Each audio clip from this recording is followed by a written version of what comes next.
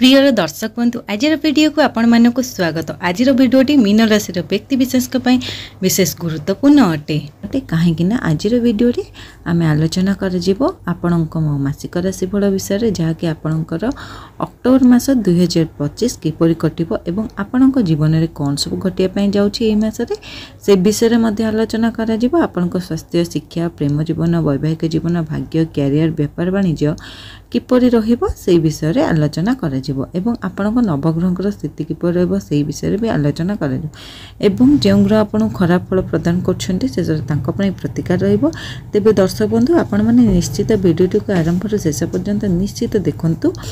जदि एपर्यंत मो चैनल को सब्सक्राइब करना ताले मो चैनल को सब्सक्राइब करी वीडियो को गोटे लाइक करी कमेंट बॉक्स रे जय जगन्नाथ अवश्य लिखंतु। तेज दर्शक बंधु आ डेरी न करी चलतु अभी वीडियोटा को आरंभ करनवा। देखंतु आमर 12 गोटी राशि मध्यरु शेष राशि हूँ मीन राशि। तो मीन राशि स्वामी होती शनि। शनि प्रथम अच्छा गुरु चतुर्थ अच्छा केतु षष्ठ केतु आ शुक्र षष्ठ अच्छा बुध सूर्य द्वितीय अच्छा मंगल अष्टम अच्छा राहु द्वादशतम अच्छा। एबे आसतु जानी नवा आपण स्वास्थ्य किपरि रही। देखंतु प्रथम घरे गुरु चतुर्थ अच्छा बहुत बड़ परिवर्तन अच्छी। बृहस्पति चतुर्थ रु पंचम 19 अक्टोबर को कर्कट राशि रे प्रवेश करेंगे उच्च होइजिबे त्रिवेणी रे पूरा 12 वर्ष पर उच्च को थिबारु जाउछंती। राशि स्वामी मीन राशि पई सबु क्षेत्र रे स्वास्थ्य प्रति मध्य भल अछि। आपण इमोशनल को नहीं भल माने आपण को इम्पोर्टेंस को नहीं भल अच्छी। गुरु उच्च होइजिबे तो आपणकर कॉम्बिनेशन को नहीं माने आपण पर्सनालीटी को नहीं पर्सनल जहाँ करने चाहते बहुत भल अच्छी। स्वास्थ्य को नहीं जदि कथा सेते समस्या नहीं। मंगल अष्टम अच्छा तृतीय गृह को देखुं बस अल्प बहुत कौटी जावा आसवा करुँच कि आघात लगे अत्याधिक भाविबा कारण टिके माइग्रेन भाया देखा कि आपन हेडेक पेन हो पारे मुंड भली पेन हवा समस्या देखा जाई पारे माइनर देखा जाई पारे आउ सब बहुत भल अच्छी। एबे आसतु जानी नवा आपण शिक्षा क्षेत्र विषय। देखंतु पंचम घरे चंद्रमा बृहस्पति मध्य पंचम को आसीबे बुध सप्तम रे शुक्र षष्ठ रे 5 डे को नहीं बृहस्पति पंचम को आसिले नवम को देखिबे। 9th घर होता है हाई एजुकेशन को नहीं ए मासटी सपोर्टिव अच्छी। आपन जदि बहुत बड़ डिसीजन नबाकू चाहूँगी फॉर्म फिलअप हो एडमिशन करने को चाहूँगी बहुत भल रहा आपड़ करनियंतु कहीं बृहस्पति भल अच्छा। हाँ पंचम एक चंद्रमा बनी एठी कौन हुए ना मन चलचंचल होता है। आपण भावती गोटे करती किंतु आउ किछि बहुत भल अधिका चिंता मध्य करथांती तेणु मन अशांत रुए मन अलग आड़े पलाए। किंतु ए मास बहुत माने स्टडी को लेकिन आपणकर बहुत सपोर्टिव रहिबो आ बहुत भल रहिबो। आपण जहाँ भी किछि करबा को चाहूँचंती करि पारंती शिक्षा को लेकिन करि पारिबे। एबे आसतु जानी नवा आपणकर लव रिलेशन विषय। सर्वप्रथम तो शनि आपणकर राशि रे ट्रांसिट करुँच 7.5 रे द्वितीय परण चली। जेबे 7.5 चलुची सूर्य प्रथम को देखुंट मंगल द्वितीय को देखुंट तापर सूर्य एवं मंगल दुई जन द्वितीय को देखिए सफा देखा जाउछि कि आपणकर बाणी आउ स्ट्रेक माने कहबा कारणरू आपणकर संपर्क रे खराब बा बिगिड़बार संभावना अधिक देखा जाउछि।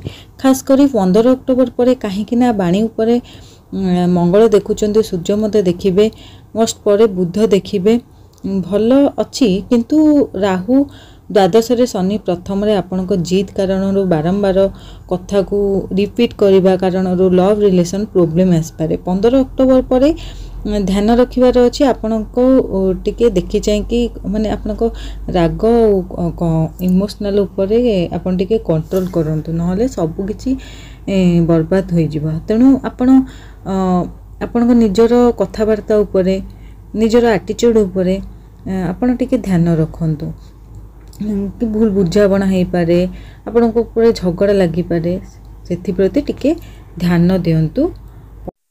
ଏବେ ଆସନ୍ତୁ ଜାଣିନେବା ଆପଣଙ୍କର ମ୍ୟାରେଡ୍ ଲାଇଫ୍ ବିଷୟରେ ବା ବୈବାହିକ ଜୀବନ ବିଷୟରେ। ଦେଖନ୍ତୁ ସପ୍ତମ ଘରେ ବୁଧ ନିଜ ଗୃହରେ ଅଛନ୍ତି, ପଞ୍ଚମ ମହାପୁରୁଷ ଯୋଗ ବନାଉଛି, କିନ୍ତୁ ବେଶୀ ସମୟ ପାଇଁ ନୁହେଁ, 3 ଅକ୍ଟୋବରକୁ ପରିବର୍ତ୍ତନ ହୋଇଯିବେ। ମ୍ୟାରେଡ୍ ଲାଇଫ୍ ତ ଠିକ୍ ଅଛି, କିନ୍ତୁ ଲାଇଫ୍ ପାର୍ଟନରଙ୍କର ଇନଫେକ୍ସନ୍, ଆଲର୍ଜି, ଥଣ୍ଡା, କାଶ, ଚର୍ମରୋଗ ଏସବୁ ଜଲ୍ଦି ଲାଗିପାରେ କିମ୍ବା ବୈବାହିକ ଜୀବନରେ ଟିକେ ବିଚାର ତାଳମେଳ ଅଳ୍ପ ବହୁତ ନ ପଡ଼ିପାରେ। ମାଇନର ବୁଝାବଣା ମାନେ କିଛି ବୁଝାବଣା କମ୍ ହୋଇପାରେ ଯେତେବେଳେ ବୁଧ ପ୍ରଥମକୁ ଚାଲିଯିବେ। ତଥାପି ଗୁରୁ କେନ୍ଦ୍ରରେ ରହିବେ, ନିଜ ଗୃହକୁ ଦେଖିବେ, ସେ ସବୁକିଛି ମ୍ୟାନେଜ୍ କରିନେବେ, ସମ୍ଭାଳି ନେବେ। ତଥାପି ଟିକେ ଅପ୍ ଡାଉନ୍ ରହିପାରେ, ସେ କିଛି ନୁହଁ ମାଇନର, ସିଏ ସବୁକିଛି ମ୍ୟାନେଜ୍ ହୋଇଯିବ। ଏବେ ଆସନ୍ତୁ ଜାଣିନେବା ଆପଣଙ୍କର ଭାଗ୍ୟ ବିଷୟରେ। ଦେଖନ୍ତୁ ନବମ ଘରେ ମଙ୍ଗଳ ଅଷ୍ଟମରେ ଅଛନ୍ତି। ଅଷ୍ଟମ ଘର ଜାତକରେ ଭଲ ମନାଯାଇନଥାଏ, କିନ୍ତୁ ମଙ୍ଗଳ ନବମକୁ ଆସିଯିବେ 27 ଅକ୍ଟୋବରକୁ। ଯଦି କିଛି ଜଲ୍ଦି ନାହିଁ ତାହେଲେ କିଛି ବି ଡିସିସନ୍ ନେଉଛନ୍ତି, ଟ୍ରେଡ଼ିଂ ହେଉ, ଇନଭେଷ୍ଟ ହେଉ, ଡିଲ୍ କରୁଛନ୍ତି କି କିଛି କିଣିବାକୁ ଚାହୁଁଛନ୍ତି, ଟିକେ ରହିଯାଆନ୍ତୁ। 27 ଅକ୍ଟୋବର ପରେ ବହୁତ ଭଲ ସମୟ ଅଛି, କାହିଁକିନା ଗୋଟେ ବର୍ଷରେ ଏମିତି 1 ମାସ ଆସିଥାଏ ମଙ୍ଗଳ ପୁରା ବୁଲିକି ପିଛା ରାଶିରେ ପ୍ରବେଶ କରିଥାଏ ନିଜ ଗୃହକୁ। କାହିଁକିନା କରିବାକୁ ଚାହୁଁଛନ୍ତି କିଛି ବି ଟ୍ରେଡ଼ିଂ ହେଉ, ଶୁଭ କାର୍ଯ୍ୟ ହେଉ, ମାଙ୍ଗଳିକ କାର୍ଯ୍ୟ ହେଉ, ଗୃହ ନିର୍ମାଣ କାର୍ଯ୍ୟ ହେଉ, କି ଆପଣ ଜମି କିଣିବାକୁ ଚାହୁଁଛନ୍ତି, ଗାଡ଼ି କିଣିବାକୁ ଚାହୁଁଛନ୍ତି, ଯାହା ବି କିଛି କରିବାକୁ ଚାହୁଁଛନ୍ତି ଇତ୍ୟାଦି 27 ଅକ୍ଟୋବର ପରେ ବହୁତ ଭଲ ହେବ। କିନ୍ତୁ ତା ପୂର୍ବରୁ ନୁହେଁ, କାହିଁକିନା ମଙ୍ଗଳ ଅଷ୍ଟମ ଘରେ ନବମକୁ ଭାଗ୍ୟସ୍ଥାନକୁ ଯିବେ, ବହୁତ ଭଲ ରହିବ ଆଉ ବେଟର୍ ବି ହେବ। ଆପଣ କିନ୍ତୁ 27 ଅକ୍ଟୋବର ପରେ ଯାହା ବି କିଛି କରିବାକୁ ଚାହୁଁଛନ୍ତି 27 ଅକ୍ଟୋବର କରନ୍ତୁ, ଦେଖିବେ ସବୁକିଛି ବହୁତ ଭଲ ହେବ। ଏବେ ଆସନ୍ତୁ ଜାଣିନେବା ଆପଣଙ୍କର କ୍ୟାରିୟର ବିଷୟରେ। କ୍ୟାରିୟରକୁ ନେଇ ଦେଖନ୍ତୁ, କ୍ୟାରିୟରକୁ ନେଇ ବେଳେବେଳେ ମାନେ ଭଲ ନୁହେଁ, ବହୁତ ଭଲ ଅଛି। କେମିତି ମାନେ ଦଶମ ଘରେ ବୃହସ୍ପତି ଅଛନ୍ତି, ପଞ୍ଚମକୁ ଆସିବେ। ପଞ୍ଚମକୁ ଆସିପାରେ, ଭାଗ୍ୟକୁ ଦେଖୁଛନ୍ତି, ଲାଭ ସୂଚକ ଏବଂ ପ୍ରଥମ ଗୃହକୁ ଦେଖୁଛନ୍ତି। ଯେତେ ପ୍ରଶଂସା କରିକି ଯେତେ କାମ ପଡ଼ିବ କ୍ୟାରିୟରକୁ ନେଇ, ବୃହସ୍ପତି ଉଚ୍ଚସ୍ଥ ହେବେ, ଭାଗ୍ୟକୁ ଦେଖିବେ, ତାପରେ ଭଲ ହେବ। ପଜିଟିଭ୍ ମାନେ ପ୍ରୋସିଡ୍ ଦେବା, ପ୍ରଥମ ଗୃହକୁ ଦେଖିବା ବହୁତ ବଢ଼ିଆ ଅଛି।